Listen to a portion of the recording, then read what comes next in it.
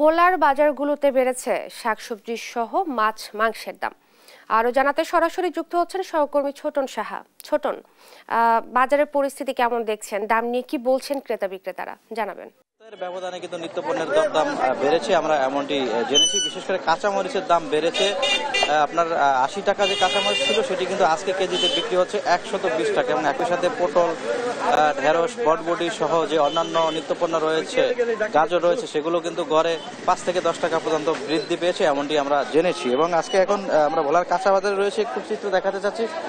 বাজারগুলোতে কিন্তু পর্যাপ্ত সরবরাহ রয়েছে সবজি সহ অন্যান্য নিত্যপণ্যের, কিন্তু বাজারে যে দরদাম সেটি নিয়ে ক্রেতাদের অভিযোগ রয়েছে। তারা বলছিলেন যে ব্যবসায়ীরা কিন্তু নিজেদের ইচ্ছে মতো নিত্যপণ্যের দাম বাড়িয়ে দিচ্ছেন, এবং কেউ কেউ আবার অভিযোগ করছেন বাজারে যে সিন্ডিকেট রয়েছে সেই সিন্ডিকেটের কারণে নিত্যপণ্যের দরদাম কমছে না। এবং আমরা মাছ এবং মাংসের বাজারও ঘুরেছি, সেখানেও আমরা একই চিত্র দেখতে পেয়েছি। যদিও মাছ মাংসের দাম অপরিবর্তিত রয়েছে।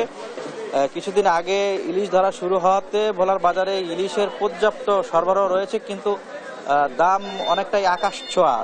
ক্রেতারা বলছিলেন যে প্রতি কেজি ইলিশ কিন্তু বিক্রি হচ্ছে 2000 থেকে 2500 টাকা দরে প্রকার ভেদে। এবং যেহেতু ইলিশ ধরা শুরু হয়েছে, মাছের সরবরাহ বেড়েছে, তো সেই হিসেবে এই দরদাম আসলে নিয়ন্ত্রণে থাকার কথা থাকলেও কিন্তু আসলে সেটি নিয়ন্ত্রণে না থাকায় ক্রেতাদের মাঝে ক্ষোভ বিরাজ করছে। এবং ক্রেতারা আমাদেরকে বলছিলেন যে আসলে বাজার যদি নিয়মিত মনিটরিং করা হয়, সেক্ষেত্রে নিত্যপণ্যের দরদাম যা রয়েছে সেটি আসলে কিছুটা নাগালের মধ্যে আসবে, এমনটি কিন্তু বলা হয়েছে। তো বিক্রেতারা বলছিলেন যে আসলে এই যে বেশ কয়েকদিন ধরে যে টানা বৃষ্টিপাত হয়েছে এবং পাইকারি আড়তগুলোতে যে সংকট রয়েছে, সেই সংকটের কারণে স্থানীয় বাজারে এই সবজি সহ অন্যান্য পণ্য সরবরাহ কম থাকায় তারা কিছুটা বেশি দামে এগুলো বিক্রি করছেন, এমনটি কিন্তু তারা বলছিলেন। তো এ ছিল আমার কাছে ছুটির দিনে বাজার দর নিয়ে সর্বশেষ তথ্য। ফিরছি স্টুডিওতে।